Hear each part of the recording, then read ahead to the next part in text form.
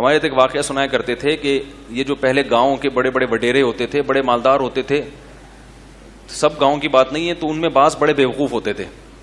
تو ہمارے حضرت اس پہ بتایا کرتے تھے کہ دولت کے لیے دماغ ہونا ضروری نہیں ہے, یعنی دولت اس بات کی دلیل نہیں ہے کہ اس کے پاس دماغ بھی ہے. بیوقوفوں کو بھی اللہ بہت پیسہ دے دیتے ہیں.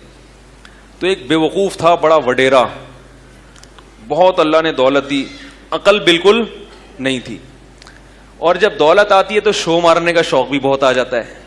یہ شو کہ میں سب سے زیادہ دنیا میں کیا ہوں, ذہین ہوں. تو وہ وڈیرا نا اپنی دھاک بٹھانے کے لیے کہ میں بہت ذہین ہوں, اس نے اپنے نوکر سے کہا کہ مجھ سے کوئی پہیلی پوچھ تاکہ میں اس کا جواب دوں تو میری ذہانت کا سکہ بیٹھ جائے. لوگ بولیں بھائی آج تک تو ہم یہ سمجھتے تھے کہ آپ کے پاس صرف پیسہ ہے, اب پتہ چلا کہ پیسے کے ساتھ آپ نے, اللہ نے آپ کو دماغ بھی دیا, عقل بھی دی ہے.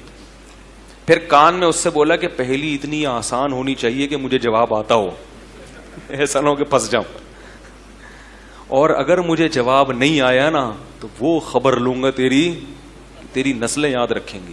ایسی ٹھکائی لگاؤں گا, ایسی مشکل سی پہلی نہ پوچھ لینا, بہت آسان پوچھنا, اتنی آسان ہو کہ مجھے کان میں اس کو بول رہا ہے کہ مجھے اس کا جواب آئے, اور اگر مشکل پوچھ لی نا جواب نہیں آیا ایسی کی تیسی کر دوں گا. اور پھر بتانا بھی خود ہی کہ میں نے صحیح جواب دیا, یا امپائر بھی خود ہی بننا, ریفری بھی خود ہی بننا. تو اب اس نے, یہ بیچارہ پھنس گیا, یہ عقلمند آدمی تھا جو اس کا غلام تھا, نوکر. اب اس نے بولا یار کوئی ایسی پوچھو جس کا جواب اس کو آتا. بہت سوچ سمجھ کے نا اس نے بہت آسان سی پہیلی بنائی.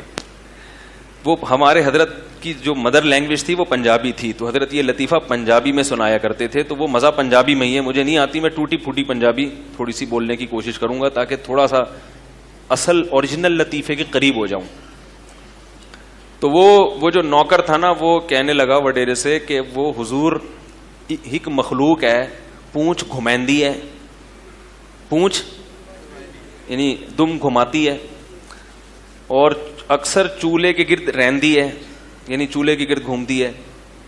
پھر بھی غلام کو خیال ہوا ابھی بھی یہ نہیں بتا سکتا, پھر پورا کہ میاؤں میاؤں کرہندی ہے, میاؤں میاؤں کرہندی ہے. بوجھ یعنی بوجھ کے کیا جواب ہے.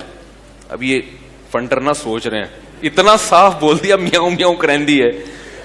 یہ کافی دیر سوچ کے بولتا ہے کوکیڑ. کیا ہے, مرغا. اب اس نے بولا بیٹا اگر میں نے بول دیا غلط جواب تو میری آئی شامت.